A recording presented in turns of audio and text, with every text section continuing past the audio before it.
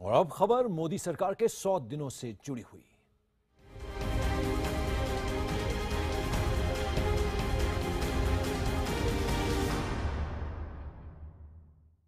प्रधानमंत्री नरेंद्र मोदी कल सुबह जापान यात्रा पर रवाना होंगे। उपमहाद्वीप के बाहर यह उनकी पहली द्विपक्षीय यात्रा है। इस यात्रा के दौरान जापान के साथ कारोबारी समझौतों के साथ साथ नागरिक परमाणु करार पर भी हस्ताक्षर हो सकते हैं। यात्रा से पहले मोदी ने बयान जारी करके कहा है कि भारत जापान संबंध समय की कसौटी पर खरे उतरे हैं और दोनों देश एक दूसरे से काफी कुछ सीख सकते हैं।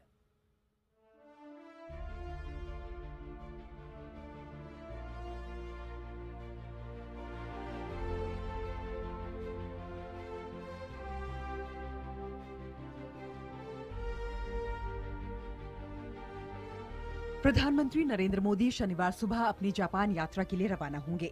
मोदी इस यात्रा को लेकर काफी उत्साहित हैं।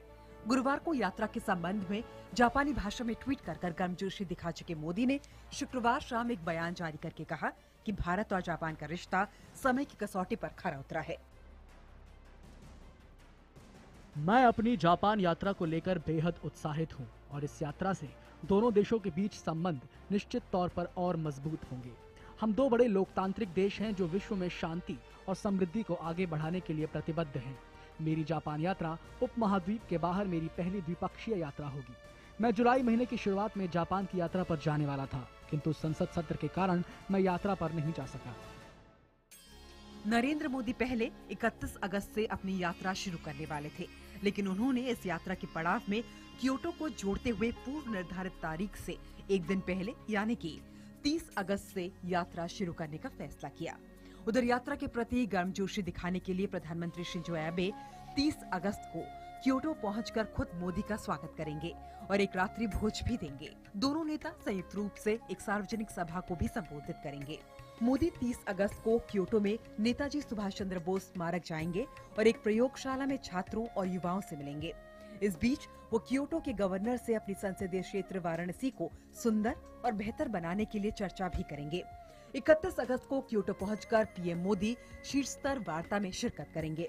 गौरतलब है कि सत्ता पर काबिज होने के बाद जापान के पीएम शिंजो एबे ने भी भारत को पहली विदेशी यात्रा के लिए चुना था।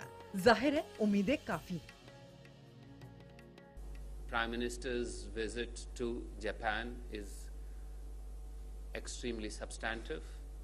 It has a wide range of events that we have planned for, and we expect as an outcome that both India and Japan will be able to elevate our strategic and global partnership.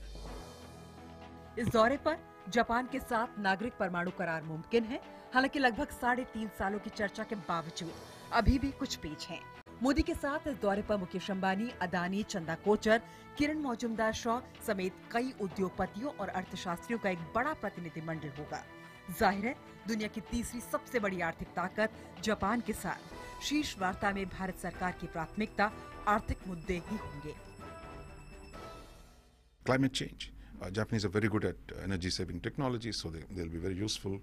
So high-speed trains, Japanese are leaders in this technology.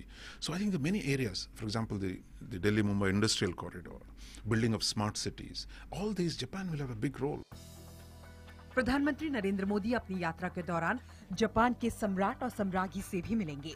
गौरतलब है कि नरेंद्र मोदी 2012 में गुजरात के मुख्यमंत्री बतौर Japan की यात्रा कर चुके हैं, जिसे काफी सफल माना गया था।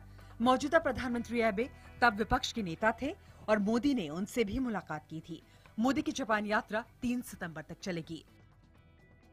नरेंद्र मोदी और शिंजो अबे दोनों की छवि मजबूत राष्ट्रवादी नेता की है, जिनका विदेश नीति का आधार फिलहाल अर्थनीति ही नजर आता है। और ऐसे में अबेनॉमिक्स और मोदीनॉमिक्स के इस तालमेल के बीच में दोनों देशों में लव इन टोक्यो की भी पूरी उम्मीदें हैं। स्मिता शर्मा, दिल्ली, IBN7।